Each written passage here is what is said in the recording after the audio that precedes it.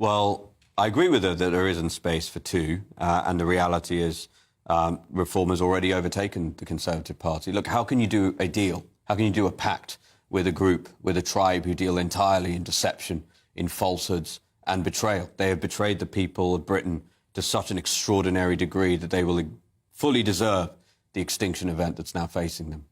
To be fair to them, really, I mean, the latest Morning Common poll there shows that you're neck and neck in the polls, but they would get a lot more seats. So is it fair for you to say that you've overtaken them? They are still the number one right-wing party, aren't they? Well, the pollsters have a great deal of discretion, if you actually look at the underlying models, to flex things up and down. And none of the pollsters want to go first, because pollsters are there just largely. They have no interest in being correct. They just want to not be demonstrably wrong. You'll see in the coming weeks Reform surging ahead of the Tory party, as we already have done in several polls. But look, let's look at the Tories' track record here.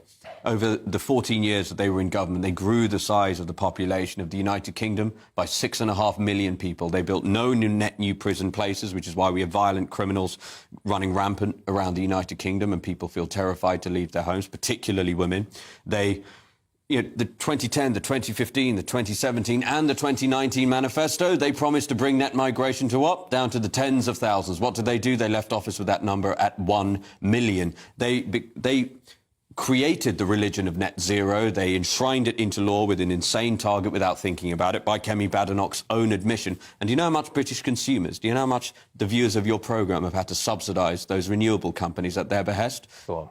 £300 per household per year.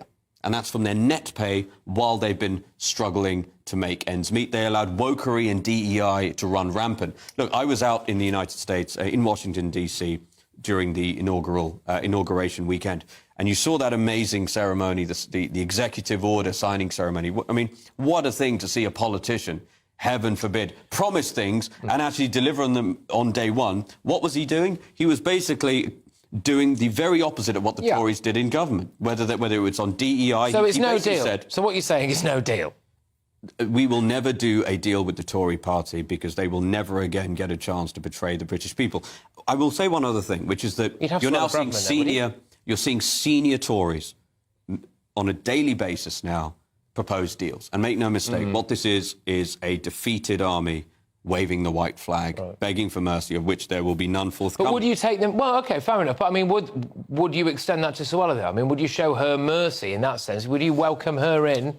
I have enormous respect for Suella as an individual. She paid a heavy price for saying things that were just objectively true. I mean, I remember I wasn't even in politics. I was running my tech company at this stage, and I read her op-ed in the Daily Telegraph where she talked about two-tier policing. Yeah. In fact, she had to use the phrase, the perception of two-tier policing. She even attenuated her language. She was talking about things that even then were so demonstrably and obviously true that all of your viewers know that it makes sense. And what happened? She was banished from the tribe. She was excommunicated. So, frankly, I'm actually quite disappointed that she would propose that we do a deal with the sort of people who would treat her that way.